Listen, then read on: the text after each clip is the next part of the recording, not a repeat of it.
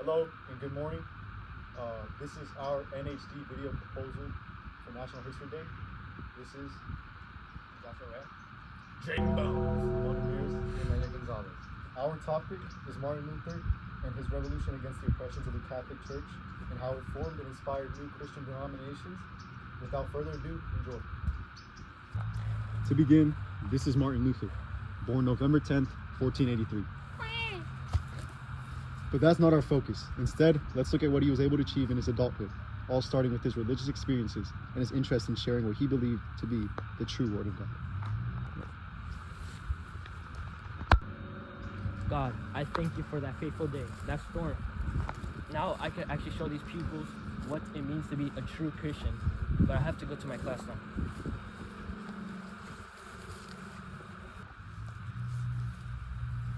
Here they are. Pardons delivered by God himself to help all of you who share a common characteristic. You all have time that you must spend in purgatory. But believe me, all of you, a simple purchase from you can pardon you from much of that time you have to spend. What about you, sir? You don't want to spend time in purgatory, do you? I don't. Ooh. You know how much that will cost, right? Coins? Only 10 florins. I have that many florins. Oh, you seem in luck then. It seems like that. But listen, my dear accomplice, this shall truly be your only opportunity to pardon this time that you must spend in purgatory. Don't miss it now before it's too late. Okay, take my money.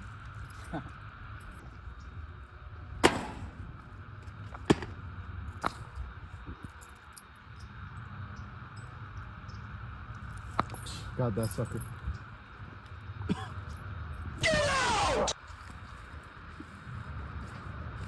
How dare they sell a piece of paper to be forgiven by God? It should be God who decides their judgment. I will show them a piece of my mind. I can't do that though. It doesn't align with my beliefs. I will show them the true meaning of God with the use of the Bible. Luther could in fact not do something so violent, but due to his experiences with religion and his knowledge of the Bible, he had better plans of reformation, ones which would change Christianity forever. 94, 95. How great! I have 95 reasons to accuse the church of wrongdoing. Tomorrow I will show the peasants this information to hopefully turn them over. The next day, Luther woke up and went on his way with his 95 theses in his hand on a mission to spread his ideas, Lutheranist ideas. Soon he had arrived at the doorstep of the Castle Church in Wittenberg, Germany. Excuse me, sir. What is this? These are my 95 theses. This is a revolution against the church. What? Haven't you seen that they've been oppressing you for so long? They've been selling indulgences to scam you guys. This must end now! No! Join me in the revolution. We must revolt. We can't be scared.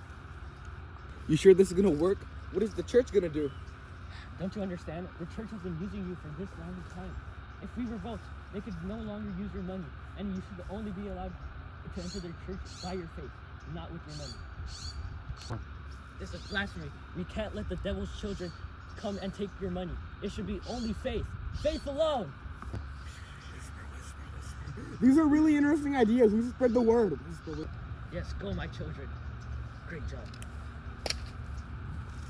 Dude, I'm watching the stream while you try not to laugh, but Martin Luther's ideas seemed to spread quite well since he had posted them up on that door. But soon, it would come to the attention of the very people he was speaking against, including the Pope at the time, Pope Leo X, who would respond quite harshly to the situation. What a beautiful relic.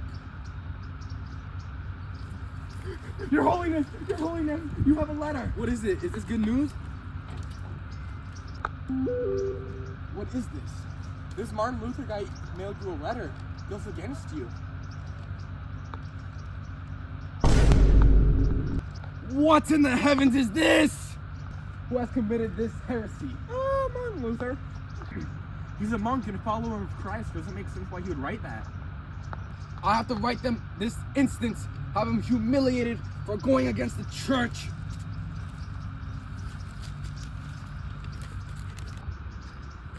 What is this? Oh, mail. Who should give me mail? Pope Leo X? A heretic punishment? What? How dare he write me such unthoughtful ideas? I should write him back right now. Father, a new letter from Luther has arrived.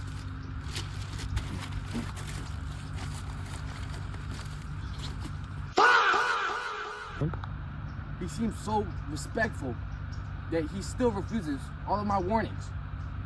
I have to intervene with this heresy right now and put an end to it! The public cannot side with him. I have to contact an old friend. He can definitely do something about this. Pope Leo X had enough of Luther's refusal and called on his ally, Charles V, for help, which would result in much for Luther and the future of religion. Ah, a pineapple. I eat it on my jaw hurts. I wonder why. Your Majesty! Your Majesty! What is it? You have a letter from Pope Leo X. Oh, great. I haven't heard from him in a while. There. I wonder what this letter will be about.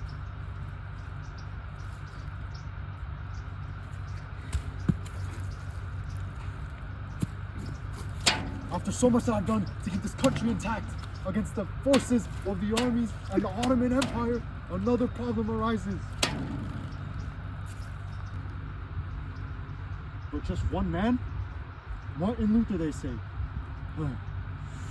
I'll have to use my connections to get a well-educated group to take this man down and bring peace to religion once and for all.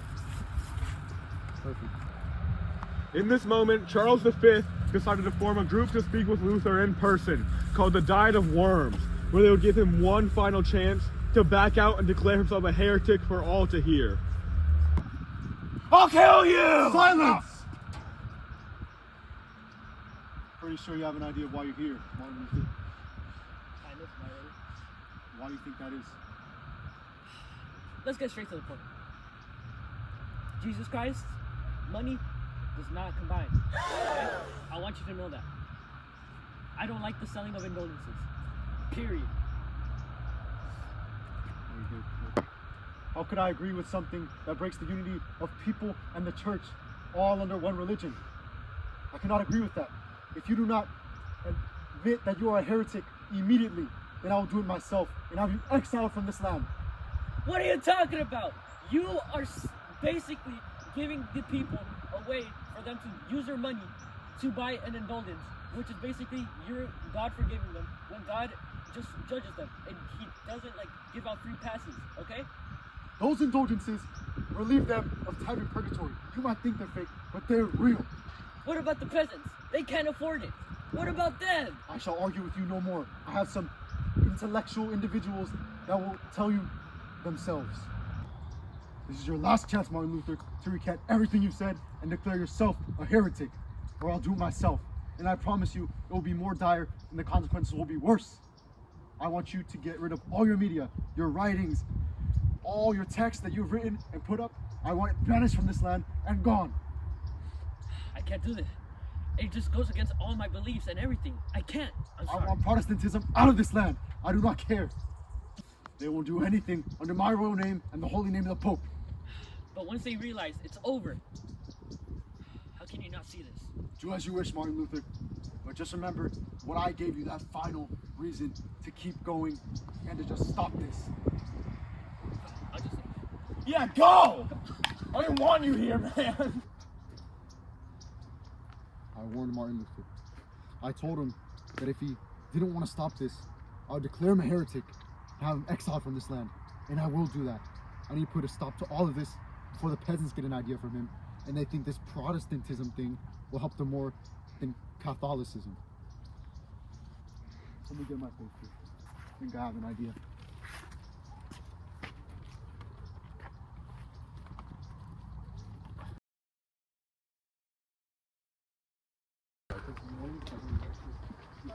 Charles V, knowing he could not get Martin Luther to declare himself a heretic and recant his works, issued the Edict of Worms, a document which declared Luther a heretic and an outlaw, causing Luther to become exiled.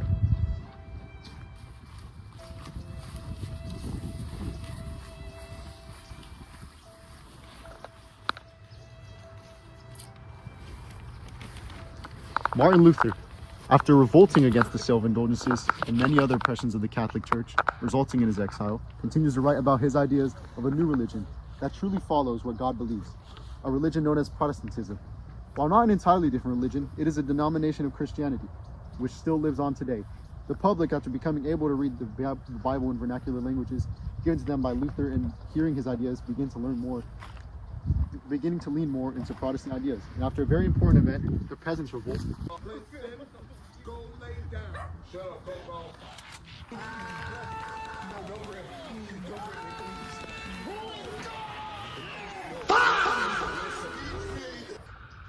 Luther had not been the first to spark the idea of religious revolution, but due to his outgoing personality, or maybe just the public voice he had, he was able to project a common idea many could agree with. This did not only lead to the creation of Protestantism, however, as eventually many would follow in the same courage with ideas of a new denomination, even some who knew Luther personally, to create many denominations that still stand today, such as Anglicanism, Zwinglianism, Eastern Orthodoxy, and various more. Martin Luther truly was the bringer of revolution against the abuse of religion and would work to get a reaction and finally reform religion itself. Thank you for watching our NHD video. Have a nice day.